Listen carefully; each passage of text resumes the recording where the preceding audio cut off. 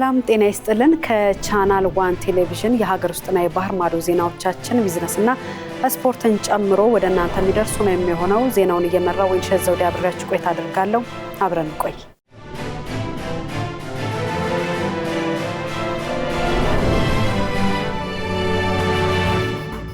የኢትዮጵያ ሀገራዊ ምክክር ኮሚሽን ለሐምሌው ጉባኤ የሚሆኑ 8 አበይት አጀንዳዎችን ይፋ አደረገ። ለዝርዝሩ አማሩ ገብሩ። የኮሚሽኑ ሰብሳቢ ፕሮፌሰር መስፍን አርአያ በአድዋ መታሰቢያ ሙዚየም በሰጡት መግለጫ እነዚህ አጀንዳዎች ከ200 ሺህ በላይ ከሚሆኑ ዜጎች ከፖለቲካ ፓርቲዎችና ከሲቪል ማህበራት የተሰበሰቡ የልዩነትና የመፍትሄ ነጥቦች መሆናቸውን አረጋግጠዋል። የመጀመሪያው አጀንዳ የሀገር ግንባታ ጉዳይ ሲሆን ይህ ክፍል የኢትዮጵያን የቆየ ታሪካዊ ቁስል ለመፈወስ ያለመ ነው። በውስጡም የታሪክ ትረካዎች፣ የማንነት ጥያቄዎች፣ የጋራ ሀገራዊ እሴቶችና የቋንቋ ጉዳዮች ተካተዋል። ዓላማውም በጋራ ታሪክ ላይ ያለውን ልዩነት በማቀራረብ ለሁሉም የሚስማማ የጋራ ሀገር መገንባት ነው። ሁለተኛው አጀንዳ የመንግስት አደረጃጀትና ስርዓት ጉዳይ ሲሆን ይህ ክፍል በምክክር ውስጥ እጅግ የሞቀ ክርክር የሚደረግበት መድረክ እንደሚሆን ይጠበቃል። በኢትዮጵያ ፖለቲካ ውስጥ መነጋገሪያ የሆነው የአንቀጽ 39 ዕጣ ፋንታ፣ የፌዴራልና የክልል መንግስታት የስልጣንና የሀብት ክፍፍል፣ የምርጫ ስርዓቱና የህገ መንግስቱ ማሻሻያ አስፈላጊነት እዚህ ላይ ይዳሰሳል። ሶስተኛው አጀንዳ የፌዴራል ከተሞች የአዲስ አበባና ድሬዳዋ ጉዳይ ሲሆን የከተሞቹ ህጋዊ አቋምና የይገባኛል ጥያቄዎች በዚህ ስር ተካተዋል። በተለይም የአዲስ አበባ ከኦሮሚያ ክልል ጋር ያላት ግንኙነት፣ የስያሜ፣ የሥራ ቋንቋና የወሰን ጉዳዮች እንዲሁም የድሬዳዋ የወደፊት አስተዳደራዊ ሁኔታና ከጎረቤት ክልሎች ጋር ያላት ትስስር የምክክሩ አካል ሆነው ቀርበዋል። አራተኛው አጀንዳ የሃይማኖት ጉዳዮችን የሚመለከት ሲሆን ኢትዮጵያ የበርካታ እምነቶች ሀገር እንደመሆኗ መንግስትና ሃይማኖት የሚለያዩበት ስርዓት በግልጽ እንዲቀመጥ ያሳስባል። ከዚህ በተጨማሪ የሃይማኖት እኩልነትና ነጻነት እንዲከበር እንዲሁም በሃይማኖቶች መካከል የሚፈጠሩ ግጭቶች በውይይት የሚፈቱበት ተቋማዊ አሰራር መዘርጋት ላይ ይመከርበታል። አምስተኛው አጀንዳ የተቋማት ግንባታ፣ የህግ የበላይነትና ሰብአዊ መብቶች ላይ ያተኩራል። በዚህ ስር እንደ ፍርድ ቤቶች፣ ምርጫ ቦርድ፣ መከላከያና ፖሊስ ያሉ የዲሞክራሲና የጸጥታ ተቋማት ከፖለቲካ ወገንተኝነት ነጻ የሚሆንበት መንገድ፣ የህግ የበላይነት መረጋገጥና በሀገር ውስጥ የተፈናቀሉ ዜጎች ሰብአዊ መብት መከበር ትልቅ ምክክር ይደረጋል። ስድስተኛው አጀንዳ ማህበራዊና ኢኮኖሚያዊ እንዲሁም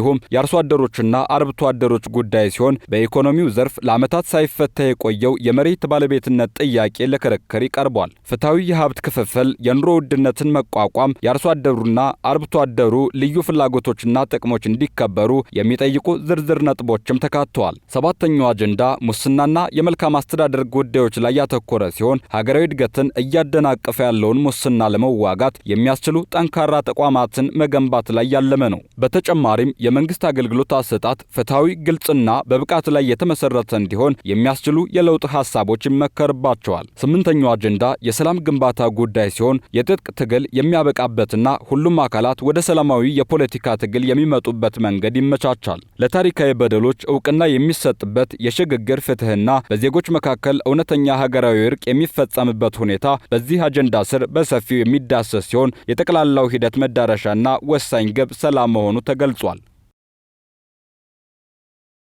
የቀድሞዋ የኢትዮጵያ ፕሬዝዳንት ሳህለወርቅ ዘውዴ በተባበሩት መንግስታት ድርጅት ዋና ጸሐፊ አንቶኒዮ ጉተሬዝ ከፍተኛ ዓለም አቀፍ ሹመት ተሰጣቸው።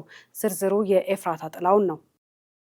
አዲሱ ኃላፊነት በተባበሩት መንግስታት ድርጅት የምዕራብ አፍሪካና ሳህል ቢሮ ውስጥ ገለልተኛ ስትራቴጂያዊ ግምገማ እንዲያደርጉ የሚያስችል ነው ተብሏል። የተመድ ልዩ ቢሮ በአካባቢው ለሚፈጠሩ ዘርፈ ብዙ ቀውሶች ዘገምተኛ ምላሽ በመስጠት በተደጋጋሚ ትችት የሚቀርብበት ሲሆን የወይዘሮ ሳህለወርቅ ዋነኛ የስራ ድርሻዋም የዚህን ተቋም የአሰራር ክፍተት በጥልቀት መመርመርና ማስተካከያ ማቅረብ ይሆናል። የተመድ ቢሮ የሚከታተለው የሳህል ቀጠና ማለትም ከአፍሪካ ከሳህራ በታች በስተደቡብ የሚገኝና በከፍተኛ ድርቅ በአሸባሪ ቡድኖች ጥቃት እንዲሁም በቅርብ ጊዜ በተከሰቱ የመንግስት መፈንቅለ መንግስታት ሳቢያ በከፍተኛ ፖለቲካዊና ሰብአዊ ቀውሶች ውስጥ የሚገኝ ሰፊ ቀጠና ሲሆን የቀድሞዋ ፕሬዝዳንት ይህንን ከባድ ዓለም አቀፍ ኃላፊነት በተያዘው የፈረንጆች ወር ማጠናቀቂያ ላይ በይፋ ይረከባሉ። ወደ ስራ ከመግባታቸው በፊትም በመጀመሪያ ወደ ኒውዮርክ በማቅናት ከተመድ የጸጥታው ምክር ቤት አባላት ጋር በመገናኘት በስራው ዙሪያ ሰፊ ማብራሪያና ገለጻ ይደረግላቸዋል። ወይዘሮ ሳህለወርቅ ዘውዴ ከኒውዮርክ ማብራሪያ በመቀጠልም የተመድ የምዕራብ አፍሪካና ሳህል ቢሮ ዋና መስሪያ ቤት ወደሚገኝበት ሴኔጋል ዳካር በማቅናት ከሀገሪቱ ከፍተኛ የመንግስት አመራሮች ጋር በጋራ ጉዳዮች ላይ ተወያይተው ወደ ስራ ይገባሉ። የተመድ ዋና ጸሐፊ ለዚህ ኃላፊነት ወይዘሮ ሳህለወርቅን የመረጡት ቀደም ሲል በሴኔጋል፣ ማሊ፣ ጊኒና ኬፕ ቨርዲ የኢትዮጵያ አምባሳደር በመሆን ያገለገሉ በመሆናቸውና የአውዳሜ ሳህል ቀጠና ያለበትን ውስብስብ ችግር ለመፍታት ያካበቱት ጥልቅ ዲፕሎማሲያዊ እውቀት ለስራው እጅግ አስፈላጊ በመሆኑ ነው ሲል አፍሪካ ኢንተለጀንስ ዘግቧል። የኢትዮጵያ የካርበን ገበያ ረቂቅ አዋጅ ኢትዮጵያ ለአየር ንብረት ለውጥ የማይበገር ኢኮኖሚ ለመገንባት የምታደርገውን ጥረት የሚደግፍ መሆኑን በሕዝብ ተወካዮች ምክር ቤት የፕላን በጀትና ፋይናንስ ጉዳዮች ቋሚ ኮሚቴ ገልጿል። ዝርዝሩ የአናውል ተስፋ ነው።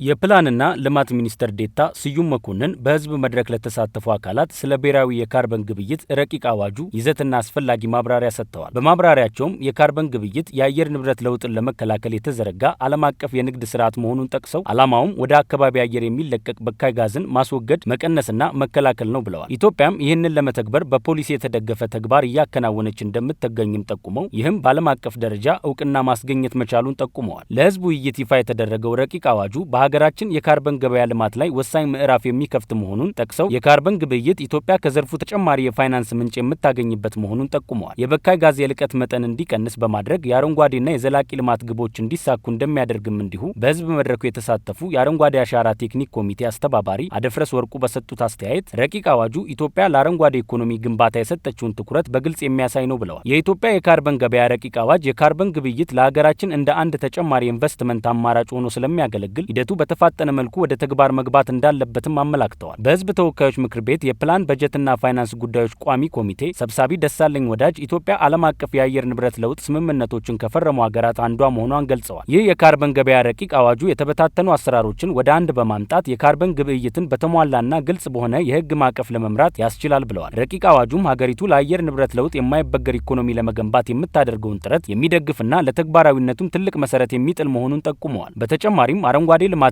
የታዳሽ ኃይል አጠቃቀምን የሚያበረታታ በመሆኑ ሀገራችን ከምታመነጨው የካርቦን ልቀት ገቢ እንድታገኝ ያደርጋል ብለዋል። ይህ ወሳኝ ሰነድ ጸድቆ ወደ ተግባር ሲገባ ኢትዮጵያ የካርበን ግብይት ግልጽ መመሪያ ስርዓት እንዲኖረው ለማድረግ ከፍተኛ እገዛ ይኖራታል ብለዋል። በመሆኑም አዋጁ አስፈላጊዎቹን የዝግጅት ሂደቶች ሙሉ በሙሉ አልፎ ለትግበራ እንዲበቃ ቋሚ ኮሚቴው የበኩሉን አስተዋጽኦ እንዲያበረክትም አረጋግጠዋል። በመረጃ ላይ የተመሰረተ የጤና ስርዓትን ለመገንባትና በዘርፉ የሚተገበሩ ውሳኔዎችን በሙሉ ሳይንሳዊ ማስረጃን የተከተሉ እንዲሆኑ ለማድረግ ያለመ ሀገር አቀፍ ጉባኤ እየተካሄደ ነው። ከማስረጃ ወደ ተግባር በሚል መሪ ቃል የተዘጋጀውን ጉባኤ የጤና ሚኒስቴር ከኢትዮጵያ ሳይንስ አካዳሚ ጋር በመተባበር ያዘጋጀው ሲሆን የዘርፉ ከፍተኛ የስራ ኃላፊዎችና ባለድርሻ አካላት እየተሳተፉ ነው። የጤና ሚኒስትር ዶክተር መቅደስ ዳባ በጉባኤው መክፈቻ ላይ እንደገለጹት የተሳሳቱ መረጃዎች በብዛት በሚሰራጩበት በዚህ ወቅት በጤናው ዘርፍ የሚሰጡ ወሳኝ ውሳኔዎች በትክክለኛ መረጃ ላይ የተመሰረቱ መሆን እንዳለባቸው አጽንኦት ሰጥተዋል። ሚኒስቴሩ ይህንን ዓላማ ለማሳካት የመረጃ አያያዝ ስርዓት ከመዘርጋቱም በላይ የፖሊሲ ስትራቴጂና ምርምር ክፍል ማቋቋሙን ጠቁመው ከጉባኤው ተጨባጭ የድርጊት መርሃ ግብር እንደሚጠበቅ አስታውቀዋል። የተቋቋመው የስራ ክፍል ኃላፊ ፕሮፌሰር አስቴር ጸጋይና የኢትዮጵያ ሳይንስ አካዳሚ ፕሬዝዳንት ፕሮፌሰር በላይ ካሳ ሳይንሳዊ ምርምሮችና ገለልተኛ መረጃዎች ለፖሊሲ ማውጣትና ለትክክለኛ ውሳኔ አሰጣጥ መሰረት እንዲሆኑ በትብብር እየሰራ መሆኑ ተገልጿል።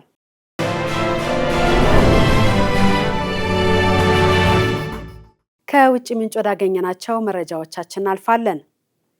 ሶማሌላንድ ያለ ሕጋዊ ፈቃድ በሀገሪቱ የሚኖሩ የውጭ ሀገራት ዜጎች በ10 ቀናት ውስጥ ለቀው እንዲወጡ አዘዘች። ትዕዛዙን ማክበሩ ላይ እርምጃ እወስዳለሁ ብላለች። ሆርን ዲፕሎማት የዜና ምንጭ የሶማሌላንድ የውስጥ ጉዳይ ሚኒስቴር ያወጣውን መግለጫ ዋቢ አድርጎ እንደዘገበው ህጋዊ ቪዛ፣ የመኖሪያ ፈቃድ ወይም የኢሚግሬሽን ሰነድ ሳይኖራቸው የተቀመጡ የማናቸውም ሀገራት ዜጎች በ10 ቀናት ውስጥ ለቀው እንዲወጡ ታዘዋል። ዜጎቹ ህጋዊ ሁኔታቸውን እንዲያስተካክሉ ወይም ከጊዜ ገደቡ በፊት እንዲወጡ ሚኒስቴሩ ያሳሰበ ሲሆን ትዕዛዙን ማክበሩ ላይ ህጋዊ እርምጃ እንደሚወሰድ ገልጿል። ውሳኔው ከብሔራዊ ደህንነት ጋር የተያያዘ ነው ያለው ሚኒስቴሩ በቀጠናው እየጨመሩ ያሉ የደህንነት ስጋቶች የድንበር ቁጥጥርና ፍልሰት ዋነኛ ምክንያቶች መሆናቸውን ጠቅሷል።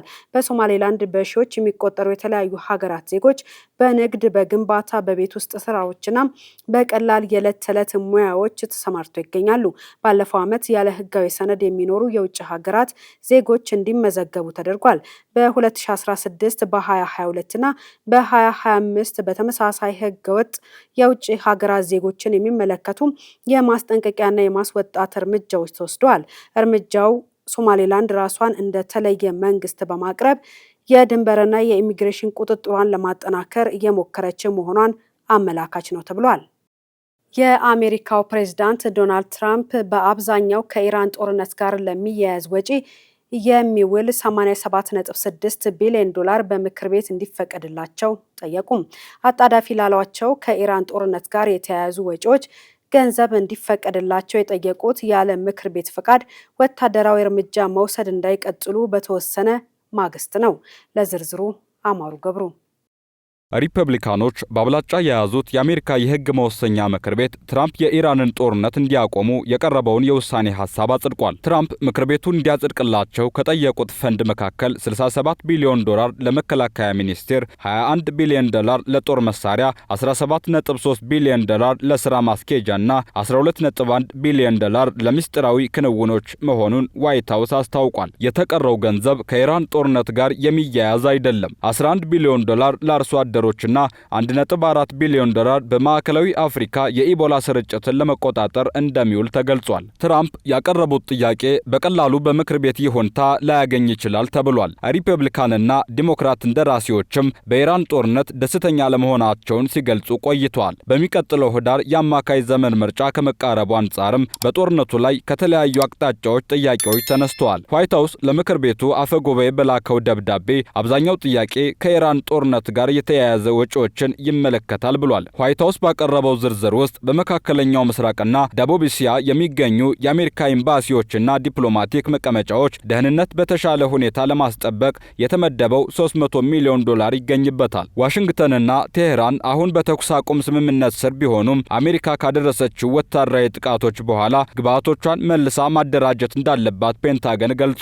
በሰኔ ወር መባቻ ላይ የአሜሪካ የህዝብ ተወካዮች ምክር ቤት ትራምፕ በኢራን ላይ ተጨማሪ ጥቃት እንዳይፈጽሙ የሚያግድ ውሳኔ ማሳለፉ ይታወሳል። ትናንት ደግሞ ትራምፕ የኢራንን ጦርነት እንዲያቆሙና ያለ ምክር ቤቱ ፍቃድ ወታደራዊ እርምጃ መውሰድ እንዳይቀጥሉ ተወስኗል። የምክር ቤቱ ውሳኔ ተምሳሌታዊ ሲሆን በሁለቱም ኮንግረሶች ቢጸድቅም እንኳን ለትራምፕ ተልዕኮ እንደ ህግ አይተገበርም። ትራምፕ ግን የውሳኔ ሐሳቡ በመጽደቁ ቁጣቸውን ገልጸዋል። ውሳኔው ከመተላለፉ አስቀድመውም ጊዜውን ያልጠበቀና ትርጉም አልባ ሲሉ ተችተውታል። ውሳኔው የጸደቀው በአብላጫ ድምፅ ሲሆን 4 ሪፐብሊካኖች ጦርነቱን በመቃወም ዲሞክራቶችን ተቀላቅለዋል። ትራምፕ 4ቱን ሪፐብሊካኖች የከሰሩ በማለት አጣጥለዋል። ባለፈው ወር የፔንታገን ኃላፊ ለምክር ቤት ባደረጉት ንግግር የጦርነቱ ወጪ ወደ 29 ቢሊዮን ዶላር ገደማ እንደሚደርስ መግለጻቸው ይታወሳል።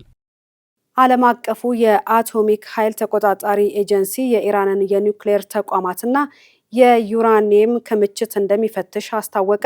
ኢራን በበኩሏ በቅድሚያ ከአሜሪካ ጋር የተደረሰው ስምምነት ገቢራዊ ይሁን ብላለች። ሄሮዳይ ንጉሴ የኤጀንሲው ዋና ዳይሬክተር ራፋኤል ግሮሲ እንዳስታወቁት በአሜሪካና ኢራን መካከል የተደረሰውን ባለ 14 ነጥብ ጊዜያዊ ስምምነት ተከትሎ ኤጀንሲው በቅርቡ ወደ ኢራን በመጓዝ የኒውክሌር ተቋማትንና የዩራኒየም ክምችቶችን ለመፈተሽ በዝግጅት ላይ ነው። አሜሪካና እስራኤል ኢራን ላይ ጥቃቶችን መፈጸም ከጀመሩ በኋላ ተቆጣጣሪው አካል ወደ ኢራን ዋና ዋና የኒውክሌር ተቋማት መግባት አለመቻሉና የዩራኒየም ማበልጸጊያ ተቋማት ላይም የቁጥጥር ስርዓቱ ተቋርጦ መቆየቱ ለዚህ ውሳኔ ምክንያት ነው ተብሏል። የኢራን 60 በመቶ የተሻሻለ የዩራኒየም ክምችት የት እንደሚገኝ፣ ጥቃት የተፈጸመባቸው ተቋማት የደረሰባቸውን የጉዳት መጠን መለየት፣ የዩራኒየም ማበልጸግ አቋሟን ወደ 90 በመቶ አለማድረሷን ማረጋገጥ ብሎም በተደረሰው ስምምነት መሰረት የኒውክሌር ፕሮግራሟን ለሰላማዊ ዓላማ ብቻ መዋሉን ማረጋገጥ የፍተሻው ዋነኛ ምክንያቶች ናቸው መባሉን ሮይተርስ ዘግቧል። ዓለም አቀፉ የአቶሚክ ኃይል ተቆጣጣሪ ኤጀንሲ እንደሚለው ኢራን በአሜሪካና እስራኤል ጥቃቶች ሳይፈጸሙባት በፊት 60 በመቶ የተሻሻለ 440.9 ኪሎ ግራም ዩራኒየም የነበራት ሲሆን ይህ ቁሳቁስ ተጨማሪ ማበልጸግ ከተደረገበት ለ10 የኒውክሌር ቦምቦች የሚበቃ ሊሆን ይችላል ብሏል። ከዚህም ባለፈ ኤጀንሲው ይህ ንጥረ ነገር በሙሉ የት እንዳለ አሁንም ድረስ አላውቅም ብሏል። ነገር ግን ኢራን ይህን የተቋሙን እቅድ ተቃውማለች። የመርማሪዎችን ወደ ተጎዱ ተቋማት መግባት ከመጨረሻው የፖለቲካ ስምምነትና የአሜሪካ ማዕቀቦች መነሳት በፊት አልፈቅድምም ብላለች። ዋና ዳይሬክተሩ ግን በቀጣይ ጊዜያት ከኢራን ጋር ፍተሻ ስለሚደረግበት ቀንና ቦታዎች ብሎም የፍተሻ ሂደቶች ላይ ዝርዝር ውይይት እናደርጋለን የሚል ሀሳብ ስለመስጠታቸው ሮይተርስ ዘግቧል። ፍተሻዎቹ ከተጀመሩ በኋላ ዓለም አቀፉ ማህበረሰብ የኢራን የኒውክሌር አቅም ምን ደረጃ ላይ እንደሚገኝ ግልጽ ምስል ያገኛል ሲሉም አክለዋል። በቬንዙዌላ በተከታታይ በተከሰቱ ሁለት እጅግ ጠንካራ የመሬት መንቀጥቀጥ ምክንያት ቢያንስ የ32 ሰዎች ሕይወት ማለፉን የሀገሪቱ ተጠባባቂ ፕሬዝዳንት ዴልሲ ሮድሪጌስ አስታውቋል። ዝርዝሩ የጸጋን የተሰማ ነው። አሶሺየትድ ፕሬስ የዜና ወኪል ከካራካስ እንደዘገበው ትናንት ምሽት የተከሰቱና በሬክተር ስኬል 7.2 እና 7.5 የተመዘገቡት የመሬት መንቀጥቀጥ አደጋዎች በሀገሪቱ በርካታ ግዛቶች ከፍተኛ ውድመትን አስከትለዋል። በአደጋው ሳቢያ እስካሁን ከ700 በላይ ሰዎች የአካል ጉዳት የደረሰባቸው ሲሆን የነፍስ አድን ሰራተኞች በፍርስራሽ ውስጥ የነፍስ አድን ፍለጋቸውን በቀጠሉበት ወቅትና ወደ ተጎዱ አካባቢዎች በደረሱ ቁጥር የሟቾች ቁጥር ሊጨምር እንደሚችል ተጠባባቂ ፕሬዝዳንቱ አስጠንቅቀዋል። ፕሬዝዳንት ዴልሲ ሮድሪጌዝ በትላንትናው ዕለት ለሀገሪቱ ሕዝብ ባደረጉት የቴሌቪዥን ንግግር የአስቸኳይ ጊዜ አዋጅ ያወጁ ሲሆን ከዋና ከተማዋ ካራካስ በስተሰሜን 30 ኪሎ ሜትር ርቀት ላይ የምትገኘው ላጓይራ የተባለችው ግዛት የተፈጥሮ አደጋ ቀጠና ተብላ እንድትሰየም ማድረጋቸውን ገልጸዋል። በዚሁ አካባቢ በርካታ ህንጻዎች መፈራረሳቸውንና ሰዎችን ለማዳን የተጠናከረ የነፍስ አድን ስራ እየተከናወነ መሆኑን ጠቁመዋል። ይህ የመሬት መንቀጥቀጥ ቬኔዙዌላ ውስጥ ባለፉት 100 ዓመታት ከተመዘገቡት ሁሉ እጅግ ጠንካራው እንደሆነ የተገለጸ ሲሆን ንዝረቱ እስከ 1700 ኪሎ ሜትር ርቀት ላይ በምትገኘው የብራዚል አማዞን ግዛት ጭምር ተሰምቷል። በአደጋው ሳቢያ የሀገሪቱ ዋነኛ የአየር ማረፊያ የሆነው ሲሞን ቦሊቫር ዓለም አቀፍ አውሮፕላን ማረፊያ ጉዳት ደርሶበት የተዘጋ ሲሆን በካራካስ ከተማ የምድር ውስጥ ባቡርና የተፈጥሮ ጋዝ አቅርቦት አገልግሎቶች በሙሉ ተቋርጠዋል። የሀገሪቱ የትምህርት ሚኒስቴር ትምህርት ቤቶች ለቀጣዮቹ ቀናት ዝግ ሆነው እንዲቆዩና ለአደጋው ተጎጂዎች መጠለያና የእርዳታ ማሰባሰቢያ እንዲሆኑ መወሰኑን አስታውቋል። ተጠባባቂ ፕሬዝዳንቷ ህዝቡ እንዲረጋጋና በአንድነት እንዲቆም ጥሪ ባስተላለፉበት ወቅት የጤና ባለሙያዎችም ጉዳት የደረሰባቸውን ዜጎች ለመርዳት ወደ ሆስፒታሎች ሪፖርት እንዲያደርጉ አሳስበዋል። በብሪታንያና በአሜሪካ በተደረገ አዲስ ጥናት እድሜያቸው ከ40 ዓመት በታች የሆኑ ወጣቶች ከወላጆቻቸው በበለጠ ፍጥነት በባዮሎጂካዊ እድሜያቸው እያረጁ በመሆኑ ለ11 የካንሰር አይነቶች የመጋለጥ እድላቸው በከፍተኛ ሁኔታ መጨመሩ ይፋ ሆኗል። ዝርዝሩ የኤፍራታ ጥላውን ነው። በኔቸር ሜዲሲን ሳይንስ መጽሔት ላይ የወጣውን አዲስ ምርምር ዋቢ በማድረግ ዴይሊ ሜይል እንደዘገበው በአሁኑ ወቅት በወጣቶች ላይ የባዮሎጂካል እድሜ መፋጠን በከፍተኛ ሁኔታ እየታየ ነው ብሏል። ይህ ውስጣዊ እርጅና በተለይም እድሜያቸው ከ20 እስከ 49 ዓመት ባሉ የህብረተሰብ ክፍሎች ላይ የጡት የአንጀትና የጣፊያ ካንሰርን ጨምሮ 11 የካንሰር አይነቶች በከፍተኛ መጠን እንዲሰራጩ ምክንያት ሆኗል።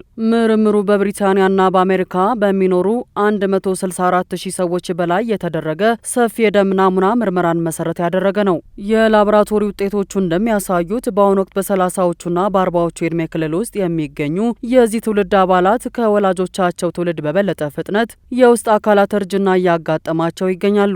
ለዚህ አሳሳቢ የጤና ቀውስ ዋነኛ መንስኤ ተብለው ከተጠቀሱት መካከል የዕለት ተዕለት የአኗኗር ዘይቤዎች ቀዳሚውን ስፍራ ይዘዋል። ጤናማ ያልሆነ ዘመናዊ አመጋገብ፣ ከልክ ያለፈ ውፍረት፣ የአካል ብቃት እንቅስቃሴ አለማድረግና በዕለታዊ ህይወት ውስጥ የሚፈጠር ከፍተኛ የጭንቀት ደረጃ ወጣቶቹን ለበሽታው በቀላሉ ተጋላጭ እንዳደረጋቸው ጥናቱ አመላክቷል። ከአመጋገብ በተጨማሪ ማጨስና የአልኮል መጠጥ ማብዛትን የመሳሰሉ ጎጂ ልማዶች ለችግሩ መባባስ ትልቅ አስተዋጽኦ አላቸው። እንዲሁም የሆድ ዕቃ ባክቴሪያ መዛባትና በምግብና በአየር ውስጥ ለሚገኙ ለማይክሮፕላስቲክስ ወይም ደረቅ የላስቲክ ቅንጣቶች መጋለጥ በወጣቶች አካል ላይ የሚፈጠረውን የውስጣዊ እርጅና ሂደት እያፋጠኑት እንደሚገኙም ተመላክቷል።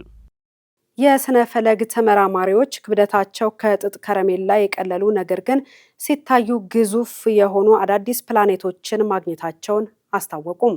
ተመራማሪዎች እነዚህን ፕላኔቶች ሱፐር ፐፍስ ፕላኔቶች በማለት ሰይመዋቸዋል። ፕላኔቶቹ ከምናውቀው የጥጥ ከረሜላ በበለጠ የቀለለ ስብጥር ወይም እፍጋት እንዳላቸው የተረጋገጠ ሲሆን ይህም በህዋ ሳይንስ ውስጥ አዲስ ክስተት ሆኗል።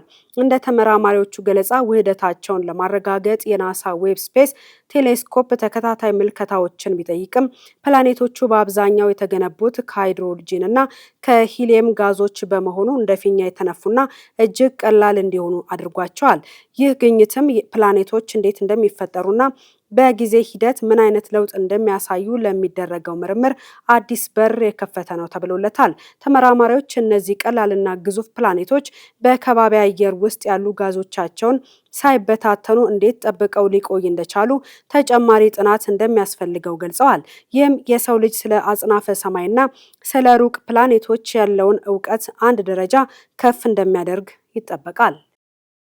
በቻይና ሻንሃይ በሚገኝ አንድ የሕዝብ ፓርክ ውስጥ ወላጆች ትዳር የመመስረቻ ዕድሜ ላይ ለደረሱ ነገር ግን የህይወት አጋር ላላገኙ ልጆቻቸው የትዳር አጋር የሚፈልጉበት ልዩ የጋብቻ ገበያ በየሳምንቱ መጨረሻ እየተካሄደ መሆኑ ተነገረ። ዝርዝሩ የኤፍራታ ጥላውን ነው። የቢቢሲና የሲኤንኤን የዜና ምንጮች እንደዘገቡት በቻይና ሻንሃይ በሚገኝ አንድ የህዝብ ፓርክ ውስጥ ወላጆች ለልጆቻቸው የትዳር አጋር የሚፈልጉበት ልዩ የጋብቻ ገበያ በየሳምንቱ መጨረሻ በይፋ መካሄድ ጀምሯል። ያልተለመደ የጋብቻ ገበያ በከተማ ነዋሪዎችና በማህበራዊ ሚዲያ ተጠቃሚዎች ዘንድ ከፍተኛ ትኩረትን ስቧል። በዚህ የጋብቻ ገበያ ውስጥ ወላጆች የልጆቻቸውን ዝርዝር መረጃ ለሌሎች ወላጆች የሚያስተዋውቁበት መንገድ ለየት ያለ ነው። ወላጆቹ የልጆቻቸውን ዕድሜ፣ ቁመት፣ የትምህርት ደረጃ፣ ወርሃዊ ገቢና የቤት ባለቤትነት ዝርዝር መረጃዎችን በወረቀት ላይ በመጻፍ በዣንጥላዎች ወይም በፓርክ ውስጥ በተዘረጉ ገመዶች ላይ በግልጽ እንዲታዩ በመስቀል ያስተዋውቃሉ። ይህን ልዩ ገበያ በስፋት የሚያደምቁት በትዳር ዕድሜ ላይ ለደረሱ ነገር ግን በተለያዩ ምክንያቶች አጋር ላላገኙ ልጆቻቸው የሚጨነቁ ወላጆች ናቸው። በተለይም በስራ መብዛት፣ በጊዜ እጥረት ወይም በማህበራዊ ህይወት መጥበብ ምክንያት የህይወት አጋር ማግኘት ላልቻሉ ወጣቶች ወላጆቻቸው ራሳቸው በመውጣት ምርጫውን እያካሄዱላቸው ይገኛሉ። በዚህ ሻንሃይ የጋብቻ ገበያ ውስጥ የትዳር አጋር ምርጫው ከግል የፍቅር ስሜት ይልቅ በተግባራዊ መስፈርቶች ላይ የተመሰረተ ነው። በገበያ ውስጥ የሁለት ወገኖች የኢኮኖሚ አቅም፣ የትምህርት ደረጃና ማህበራዊ መደብ መሰረት ተደርገው በሰፊው የሚገመገሙ ሲሆን እነዚህ መስፈርቶች ሲገጣጠሙ ብቻ ወላጆች የልጆቻቸውን ጋብቻ ለማስፈጸም ይስማማሉ። ኦስትሪያዊው የፈጠራ ሰው በጎችን ከተኩላ ጥቃት ለመከላከል ያዘጋጀው የሰንሰለት ካባ ውዝግብ አስነስቷል። አናውል ተስፋ በደቡብ ኦስትሪያ ፍላግ ከተማ የሚኖር ሩዶልፍ ሻውባክ የተባሉ የፈጠራ ሰው ባለፉት 3 ዓመታት ሲያዘጋጁት የቆዩትና በጎችን ከተኩላ ጥቃት ይከላከላል የተባለለትን የሰንሰለት ካባ ይፋ ማድረጋቸውን ተከትሎ በአርብቶ አደር ማህበረሰቡ ዘንድ ከፍተኛ ውዝግብ ተነስቷል። በአገሪቱና በጎረቤት ጀርመን እየጨመረ የመጣውን የተኩላ ጥቃት ለመግታት ታስቦ የተዘጋጀው ይህ መከላከያ በሹል እሾሃማ ነገሮች የተሸፈነ ቀላል የፕላስቲክ መረብ ሲሆን እንስሳቱ በነጻነት እንዲንቀሳቀሱና እንዲመገቡ የሚያስችል መሆኑ ተገልጿል። የፈጠራ ባለቤቱ ተኩላዎቹ ብልህ እንስሳት በመሆናቸው በፈጠራው አማካኝነት ከሚደርስባቸው የሹል ካባ ህመም በመነሳት ጥቃታቸውን እንደሚገቱ ያላቸውን እምነት ተናግረዋል። ሆኖም ከዘርፉ ባለሙያዎችና ከበግ አርቢዎች የተሰጠው ምላሽ በአብዛኛው አሉታዊ ሆኗል። ተቺዎች እንደሚሉት በመቶዎች ወይም በሺዎች የሚቆጠሩ እንስሳትን ይህንን ካባ ማልበስ ከፍተኛ ወጪ የሚጠይቅና በፋይናንስ ረገድ ዘላቂነት የሌለው መፍትሄ ነው። ከዚህም በተጨማሪ የበጉ ቆዳ ከመረቡ ጋር ተያይዞ ለእንስሳቱ ምቾት ማጣት ሊዳርግ እንደሚችልና ተኩላዎችም ስልታቸውን በመቀየር እንደ ራስና እግር ያሉ ያልተሸፈኑ የሰውነት ክፍሎችን ሊያጠቁ እንደሚችሉ ስጋታቸውን ጠቅሷል። ሩዶልፍ ሻውባክም የቀረቡትን ትችቶች ሙሉ በሙሉ ውድቅ ያደረጉ ሲሆን ህዝቡ ሳይሞክረው በፎቶግራፍ ብቻ ፍርድ እየሰጠ ነው ሲሉም ተከራክረዋል። ይሁን እንጂ በኦስትሪያ ኡልፓስ ተራሮች ላይ የተፈጠረው ተቃውሞና ውዝግብ ተከትሎ የፈጠራ ባለቤቱ ምርቱን ከዚያ የመሞከር ሂደቱን ያቆመ ሲሆን በአሁኑ ወቅት በአማራጭ ሀገራት የመስክ ፍተሻ ለማድረግ ምቹ ሁኔታዎችን በመፈለግ ላይ እንደሚገኝም ኦዲቲ ሴንትራል ዘግቧል።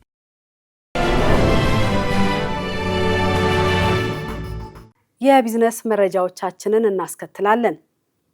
ኢትዮጵያ የዓለም የንግድ ድርጅት አባል ለመሆን የምታደርገው የድርድር ሂደት አካል የሆነውን የሁለትዮሽ የገበያ ዕድል ፕሮቶኮል ከኒውዚላንድ ጋር ተፈራርማለች። ለዚህና ለሌሎች የቢዝነስ መረጃዎቻችን ሄሮዳይ ንጉሴ። በሁለቱ ሀገራት መካከል ለረጅም ጊዜ ሲካሄድ የነበረውን የሁለትዮሽ ድርድር ያጠናቀቀው ይህ ስምምነት በሸቀጦችና በአገልግሎት ዘርፎች ላይ በጋራ የተደረሱ የገበያ ተደራሽነት ግዴታዎችንና ጥቅሞችን ያካተተ ነው። ፕሮቶኮሉን በጄኔቫ የተባበሩት መንግስታት ድርጅትና ሌሎች ዓለም አቀፍ ድርጅቶች የኢትዮጵያ ቋሚ መልእክተኛ አምባሳደር ጸጋአብ ከበበውና በዓለም ንግድ ድርጅት የኒውዚላንድ ቋሚ መልእክተኛ አምባሳደር ክሌር ኬሊ ፈርመውታል። ይህ ስምምነት ሁለቱ ሀገራት ግልጽነት የሰፈነበት በህግ የሚመራና ልማትን ማዕከል ያደረገ ባለብዙ ወገን የንግድ ስርዓት ለመገንባት ያላቸውን የጋራ ቁርጠኝነት የሚያንጸባርቅ መሆኑ በፊርማ ስነ ስርዓቱ ላይ ተመላክቷል። የኒውዚላንድ ቋሚ መልእክተኛ አምባሳደር ክሌር ኬሊ በበኩላቸው ኢትዮጵያ በአፍሪካ ፈጣን የኢኮኖሚ እድገት በማስመዝገብ ላይ የምትገኝ አገር መሆኗን በማንሳት የዓለም ንግድ ድርጅት አባል ሳትሆን ከሌላው ዓለም ጋር የሚኖራትን የኢኮኖሚ ትስስር ለማጠናከር እድል እንደሚሰጣት ገልጸዋል። አያይዘውም አገራቸው የኢትዮጵያ የዓለም ንግድ ድርጅት አባልነት ሂደት በመደገፍ ረገድ የምታደርገውን አስተዋጽኦ አጠናክራ ለመቀጠል ቁርጠኛ መሆኗን አረጋግጠዋል። በኒውዚላንድና በኢትዮጵያ መካከል ያለው የሁለትዮሽ ግንኙነት እያደገ የመጣ ሲሆን ግንኙነቱ በዋናነት በግብርና ትብብር፣ የእንፋሎት ኃይል ድጋፍና በቴክኒክ አገልግሎቶች ላይ ያተኮረ ነው። የአሜሪካው ፕሬዝዳንት ዶናልድ ትራምፕ ትልልቅ የነዳጅ አምራች ኩባንያዎች የነዳጅ ማደያ ዋጋን ሆን ብለው ከፍ በማድረግ አሽከርካሪዎችንና ሸማቾችን እየበዘበዙ ነው በማለት ወቀሱ። የሀገሪቱ የፍትህ ሚኒስቴር በእነዚህ ኩባንያዎች ላይ በአስቸኳይ ምርመራ እንዲጀምርም ትዕዛዝ ሰጥተዋል። ፕሬዝዳንት ዶናልድ ትራምፕ ባስተላለፉት መልእክት በዓለም ገበያ የድፍድፍ ነዳጅ ዋጋ በከፍተኛ ሁኔታ ቢቀንስም ነዳጅ አከፋፋይ ኩባንያዎች በማደያዎች ላይ የሚሸጠውን ዋጋ አብረው ዝቅ አላደረጉም ብለዋል። ይህ ተግባር ደግሞ ሸማቹን ሕዝብ በቀጥታ መበዝበዝ ነው ሲሉ ወቅሰዋል። ትራምፕ በስም የጠቀሷቸው ኩባንያዎች በበኩላቸው የችርቻሮ ነዳጅ ዋጋ ሁልጊዜ ከድፍድፍ ነዳጅ ጋር እኩል ፍጥነት ይዞ ፈጣን ማስተካከያ ላይደረግበት እንደሚችል በመግለጽ ራሳቸውን ተከላክለዋል። በጀርመን ከ280 ሺህ በላይ የሚሆኑ አካል ጉዳተኛ ሰራተኞች ለአካል ጉዳተኞች በተዘጋጁ ልዩ የስራ ቦታዎች ውስጥ ከሀገሪቱ ዝቅተኛ የደሞዝ ክፍያ በታች በሰዓት ከ1 እስከ 2 ዩሮ ብቻ እየተከፈላቸው የሚሰሩበትን አድሏዊ አሰራር ለመቀየርና እኩል ክፍያ ለማግኘት ህጋዊ ትግል እያደረጉ እንደሚገኙ ተገለጸ። ክፍያው ከሀገሪቱ መደበኛ ዝቅተኛ ደሞዝ 6 እጥፍ ያነሰ ነው። የተባበሩት መንግስታት ድርጅት ይህን አሰራር የሰብአዊ መብት ጥሰት ሲል የኮነነው ቢሆንም ኩባንያዎች ግን አሁንም ይህንን ርካሽ የጉልበት አማራጭ እየተጠቀሙበት ነው። ተሟጋቾች መንግስት ለአካል ጉዳተኞች እኩል የደሞዝ መብት እንዲያከብር በህግ እየተከራከሩ ይገኛሉ። ይህ የጀርመን ህግ ትግል ስኬታማ ከሆነ በዓለም ዙሪያ በሚሊዮን የሚቆጠሩ አካል ጉዳተኞችን የስራ ሁኔታ ሊቀይር እንደሚችል ተገምቷል።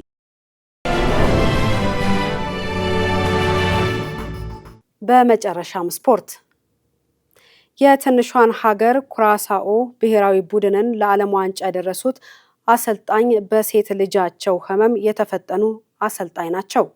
በእድሜ ትልቅ የእግር ኳስ አሰልጣኝ የሆኑት የ78 ዓመቱ ኔዘርላንዳዊው አሰልጣኝ ዲ አድቮካት በ23ኛው የዓለም ዋንጫ በታሪኳ ለመጀመሪያ ጊዜ የምትሳተፈውን የኩራሳኦ ብሔራዊ ቡድን ይዘው ሁለተኛ የምድብ ጨዋታውን ያደርጋሉ። ለዚህ ዝርዝር ዘገባ አናውል ተስፋ። በመጠንም በህዝብ ብዛትም በጣም ትንሽ የሆነች ሀገር ከዚህ በፊት ይህ ነው የሚባል የእግር ኳስ ታሪክ የሌላት ሲሆን በዓለም ዋንጫ ማጣሪያ አልፌ በእግር ኳስ ጥበብ ጥርሳቸውን ከነቀሉ የዓለማችን ግዙፍ ሀገራት ጋር እሰለፋለሁ ብላ በህልሟም በእውኗም አስባ አታውቅም። ግን አንድ ታላቅ አሰልጣኝ መጣና ይችን ሀገር ከሀያላኗ ጋር በአንድ መድረክ እንድትቆም አደረጋት። የዓለማችን በእድሜ ትልቁ የእግር ኳስ አሰልጣኝ የሆኑት የ78 ዓመቱ ኔዘርላንዳዊ አሰልጣኝ ዲ አድቮካት የኩራሳዋን ቡድን ተረክበው በዓለም ዋንጫ ማሳለፍ ከቻሉ በኋላ ግን አንድ ችግር ገጠማቸው። ሴት ልጃቸው ታመመች። ከዚህ በኋላም የትንሿን ሀገር ብሔራዊ ቡድን ለዚያ ያበቁት ሚስተር አድቮካት ታማሚ ልጃቸው አጠገብ በመሆን ለመንከባከብ ሲሉ ከብሔራዊ ቡድን አሰልጣኝነታቸው በፍቃዳቸው ለቀው ልጃቸውን ማስታመም ጀመሩ። ከጥቂት ወራት በኋላም የልጃቸው ጤና እየተሻሻለ መጣ። በሌላ በኩል የኩራሳዋ እግር ኳስ ፌዴሬሽንና ተጫዋቾች ለዚህ ክብር ያበቋቸው አሰልጣኝ አብረዋቸው ወደ ዓለም ዋንጫ ውድድር ሊሄዱ አለመቻላቸው አስከፍቷቸው ነበርና የልጃቸው ጤና መመለሱን እንደሰሙ ያላንተ መሄድ አንፈልግምና ወደ አሰልጣኝነት ስራ ተመለስ ሲሉ ወደ ዓለም ዋንጫ መድረክ አብረዋቸው እንዲሄዱ ጥያቄ ያቀረቡ ላቸው አሰልጣኝ ዲ አድቮካት ይህንን የፍቅርና የክብር ጥሪ ተረክበው ወደ አሰልጣኝነት ስራቸው በመመለስ በትጋት አሰልጥነው ለዚያ ያበቁትን ቡድን ይዘው ወደ ዓለም ዋንጫ ውድድር ተጓዙ። በንጽጽር ከሀገራችን አንድ ወረዳ ያነሰ ስፋት የህዝብ ብዛት ያላት ትንሿ ኩራሳዋ በአሜሪካ ሂውስተን ስታዲየም ከታላቁ ጀርመን ጋር ስትጫወት ብሔራዊ መዝሙሯ መዘመር ሲጀመር በዚህ ጊዜ አሰልጣኝ ዲ አድቮካት ሳያስቡት የደስታ እንባ በጉንጫቸው ወርዶ ነበር። ብሔራዊ ቡድኑን ለማሰልጠን የደከሙት ድካም የድካማቸው ፍሬ አፍርቶ ቡድኑ ካለፈ በኋላ በልጃቸው ያሳለፉት ከባድ ጊዜ ከዛ የልጃቸው ማጋገምና ዳግም ወደ አሰልጣኝነታቸው ተመልሰው ከብሔራዊ ቡድኑ ጋር በድጋሚ መገናኘታቸው ትንሿን ሀገር ኩራሳዋ በዓለም ፊት እንድትታይ ማድረጋቸው ብቻ ይህ ሁሉ ነገር የኩራሳዋ ብሔራዊ መዝሙር መዘመር ሲጀምር እሳቸው በዝምታ አለቀሱ። ይህንን አስደሳች ቅጽበት የካሜራ ሰዎች በቅጽበት ቀልበው ምስሉ ከ23ኛው ዓለም ዋንጫ ቫይራል ምስሎች አንዱ ሆነ። ይህች የእግር ኳስ ታሪክ ኖራት የማያውቅ ትንሽ ሀገር ከጀርመን ጋር ተጋጥማ ምንም ቢገባባት አይገርምም። እንደውም የሚገርመው አንድም ቢሆን ጀርመን ላይ ማግባቷ ነው። ዛሬም የዓለም ዋንጫ የምድብ ጨዋታዋን አፍሪካዊቷን ሀገር ኮትዲቫርን ትገጥማለች። አሰልጣኝ ዲ አድቮካትም በቀድሞ ወቅት የእንግሊዙን ቼልሲ አሰልጥነው ነበር። ትላንት በተደረገ የዓለም ዋንጫ የምድብ ጨዋታ አፍሪካዊቷ ሀገር ደቡብ አፍሪካ ደቡብ ኮሪያን 1-0 አሸንፋ